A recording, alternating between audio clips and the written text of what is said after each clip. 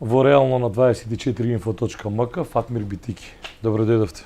Добро ве најдов, благодарам на поканата. Како вице-премиер или како коносител на втора изборна единица, затоа реков Фатмир Битики, не знам како да ве најавам. Па, ја предпочитам секојаш така да ме најавуваат како Фатмир Битики, а во животот можеш да носиш различни капи. Ја, освен тоа, последното како коносител на изборна единица 2 на листата на Социјалдемократскиот сојуз сум и подпредседател на партијата, но предпочитам да биде Фатмир Битики.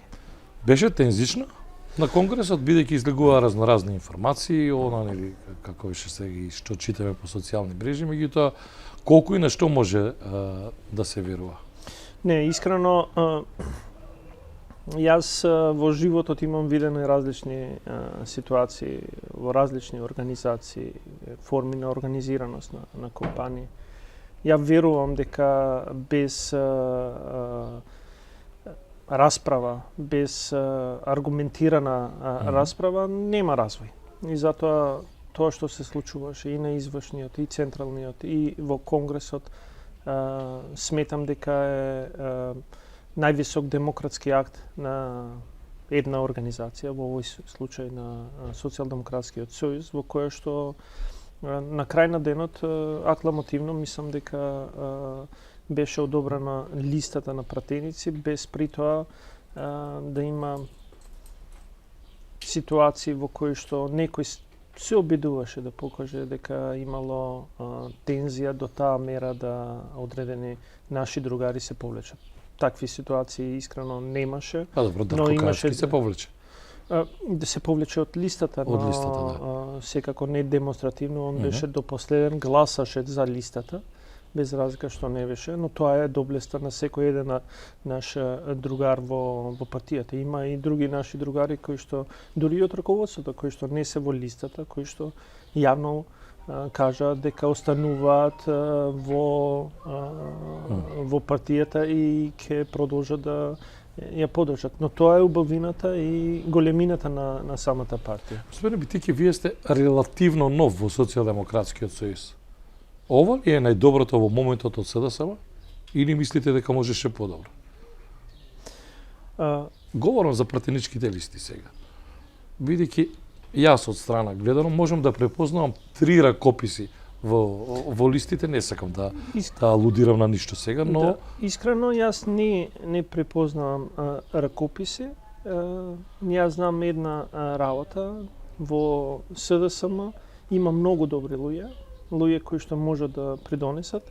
Впрочем, листата на кандидати беше преку 1200 номинирани. Секако кога имаш избор да само 10% од тие 1200 да станат номинирани и кандидати за пратеници, изборот е тежок. Сметам дека овој збир во листата е збир на искуство, знаење и вредности. И мислам дека само овие 3 работи може да сочинат една добра наспроти лоша листа. Кажав и вчера на Конгресот дека можеби идеално не е, затоа што пак што е идеална листа, но сметам дека е оптимална во овој момент, кој што ќе донесе најдобриот можен резултат на следните избори. Вообичаено кога се креираат листите, кога имате отприлика осет за тоа каков е амбиентот, каква е атмосферата, бидејќи постојано сте растрчани на терен. И секогаш битките, особено кај големите партии, секој да стигне до некое 6-7 место кое што гарантира, ајде да кажеме, партенички мандат. Од тој аспект, затоа велам дали имаше разочарување или такви борби.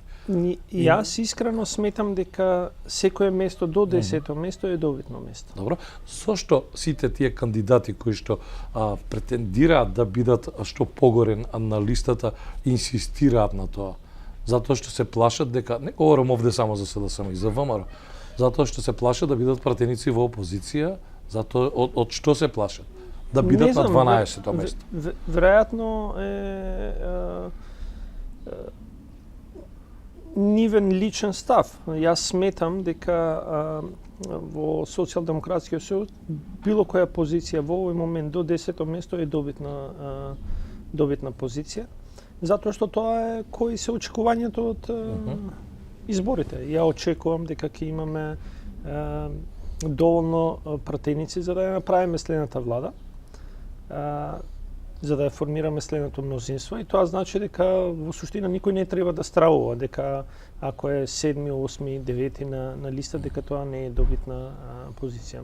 Веројатно е човечки да гледаш, но јас кажав во една прилика и кажувам пак дека во моментот кога ќе имаме отворени листи, а тоа сметам дека во нашата држава ќе се случи, тоа релативно брзо, нема да биде битно дали си прв или 100 на листа, затоа што ќе бидат гласани луѓето во листата и тоа ќе биде сосема различно.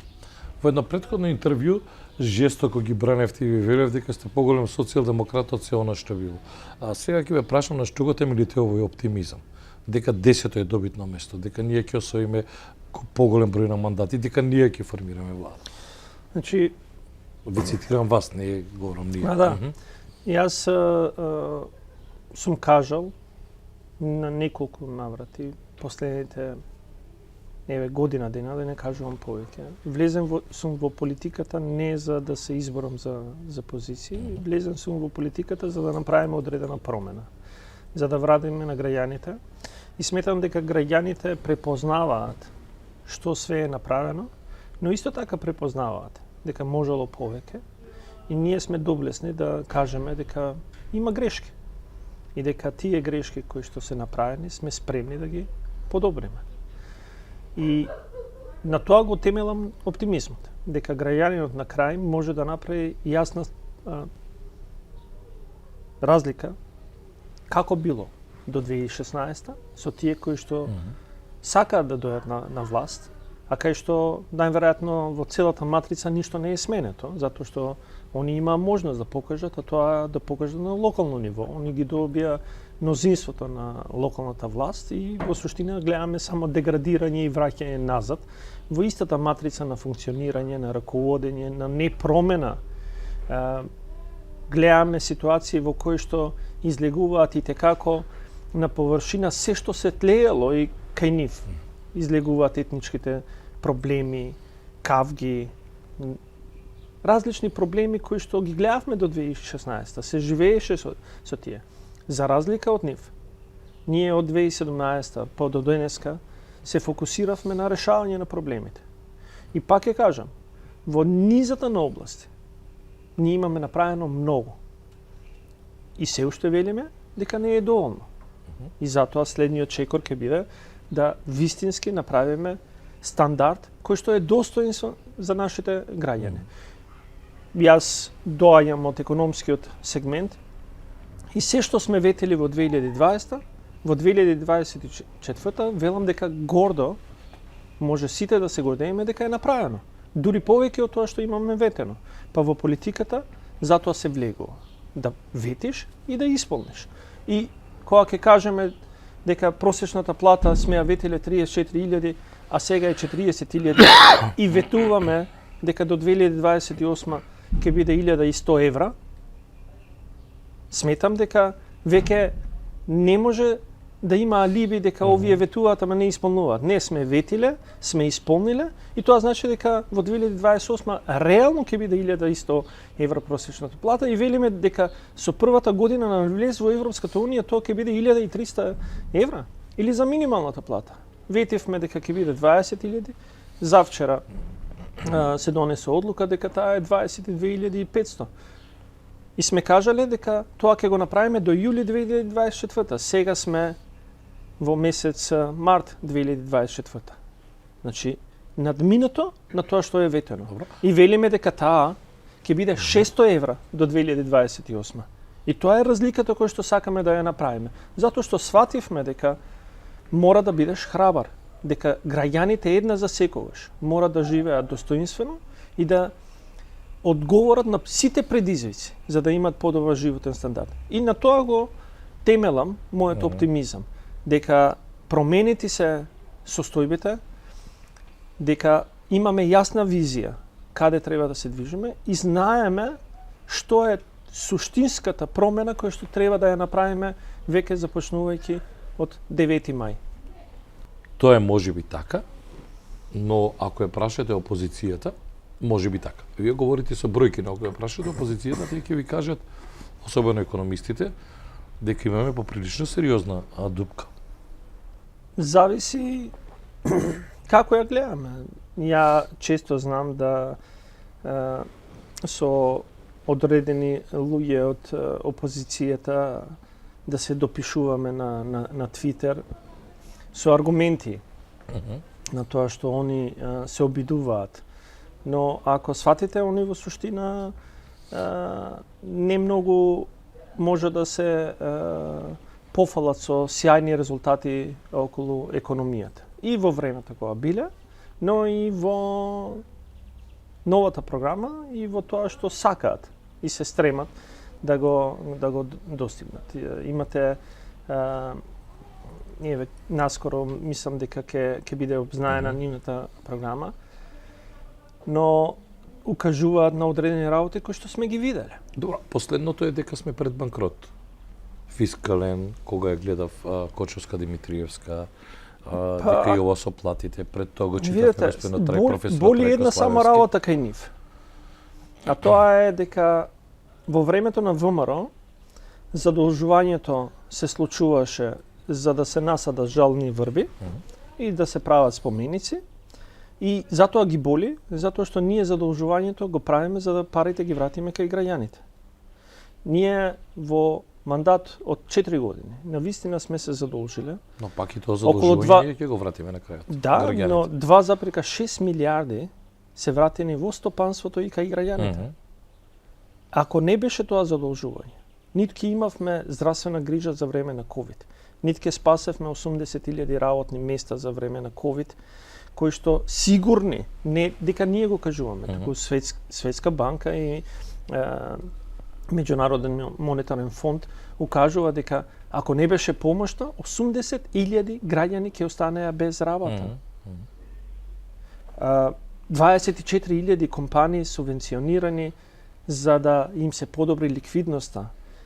Преку 350.000 граѓани помогнати со директна финансиска поддршка. Овде се пензионери, млади, студенти, ученици.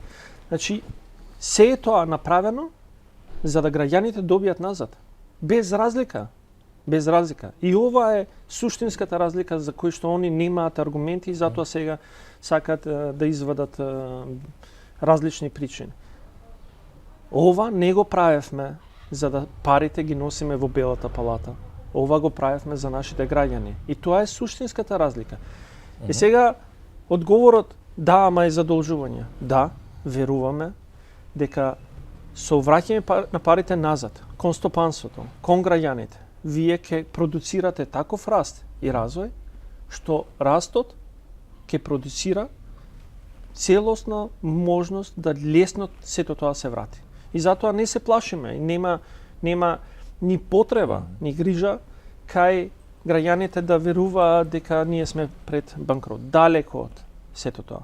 Но треба да знаеме дека се во ова го правиме за да граѓанинот биде на прво место, за да он живее подобро и квалитетот на живот биде таков како што он заслужува. Сега често ние тоа го споредуваме со земји од Европската унија. Да, таа е аспирацијата. Но аспирацијата наша не е да направиме состојби во кои што граѓанинот ќе отиде во Европска унија за да заработи повеќе, туку да остане овде и да заработи европска плата. Тоа е разликата. И затоа пак ќе кажам, методолошки, системски, да седнеме и да видиме каде они го гледаат банкротот. Јас кога ќе кажам дека секоја година има според закон усогласување и зголемување на пензиите и според нашето ветување кажуваме дека минимална пензија во следниот мандат до 2028 ќе биде 20.000 денари, а просечната пензија ќе биде 30.000 денари. И секоја година, за нова година ќе добива 100 евра, секој еден пензионер во нашата земја како К15 или регрес за нова година. Ова го темелиме на тоа што сме го виделе, за да системот не пропадне.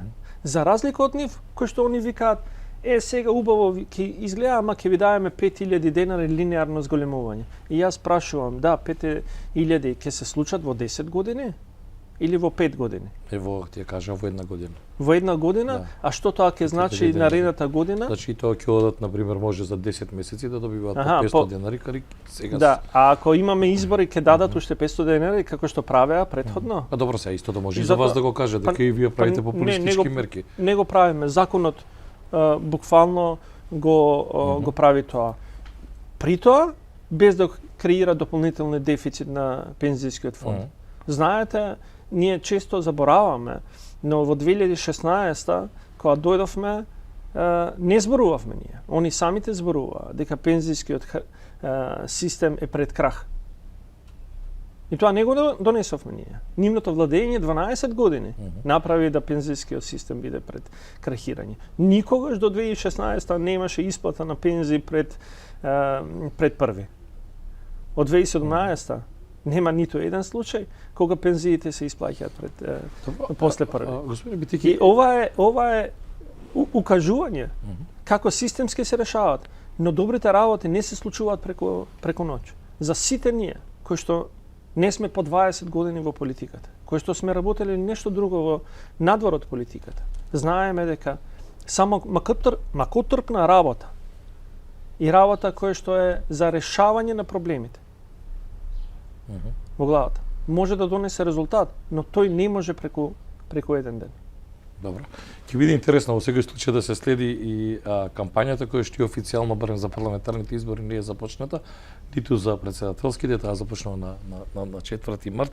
Што очекувате во изборна единица број 2? За крај, на пример. Сега ќе се соочите со она што е прв пат ќе трчате кампања за пратеник, така прв да, пат. Прв сега ќе се соочите реално со луѓево. Сега ова што го зборите, дефицит, пари, ќе треба малку да го поедноставите за да луѓето ја сватат приказната. Значи, јас верувам во една работа, а тоа е како сме работеле и што е направено. И тоа ќе биде доволно за да ги убедиме граѓаните дека треба да ни веруваат за следниот мандат, дека сигурно ќе го испорачаме тоа што ќе го кажеме. Нашата понуда програмска е далеку подобра од другите понуди, затоа што имаме докажано, особено во економскиот сегмент, кај што зборуваме за благосостојбата на животот на луѓето, дека е направено многу. Но треба да ја завршиме работата. А тоа е работата да се заврши со тоа што ќе го достигнеме тоа што сите го посакуваме, достоинствен живот. И затоа тоа е економски дел, а уставните измени? И економскиот и сите други работи. Уставните измени не се е технички момент кој што одредува дали ние ќе сакаме се во ова целиот раст, развој да го постигнеме овде во нашата земја, или ќе сакаме различни влијанија кои што очигледно ги гледаме, а се присутни во нашето општество, да станат уште поголеми и со тоа иднината на нашите деца да зависи од одредени различни центри на моќ. Ние, јас, знам дека како што ја посакувам иднината на моите деца овде во Македонија, ја посакувам иднината на сите деца во Македонија, но во Македонија во која што се живее добро и достоинствено, а не иднината на нашите деца да ја гледаме надвор од Македонија, затоа што не сме денеска доблесни и храбри и мудри за да донесеме одлуки кои што се битни за нашата земја. Можна ли е широка влада? Ние одиме на сигурна победа на следните избори и затоа во изборна единица 2 сметам дека ќе се врати доминацијата на Социјалдемократскиот сојуз а потоа на 9 мај ќе почнеме да креираме влада која што ќе биде доволно стабилна за да ги превземе сите мерки и акции кои што се потребни за да го направиме ова што досега го кажав. Благодарам за разговорот. Благодарам на Фатмир Битики, вице-премиер, коносител во втората изборна единица, кандидат за пратеник од редовите на Социјалдемократскиот сојуз и коалицијата, и сосема само испуштив еден момент, се ситни ли коалицијата? Не. Бидејќи ВМРО вели дека еве дел од оние кои што биле коалицијски партнери доаѓаат кај нас, бегаат од СДСМ. Не, искрено тоа е одлука. Одговорот на ова ќе го видиме на 8 мај вечер. Благодарам уште еднаш. Гледавте уште едно издание на Реално на 24info.mk со Фатмир Битики, вице-премиер, коносител во втората изборна единица, кандидат за пратеник на СДСМ и коалицијата.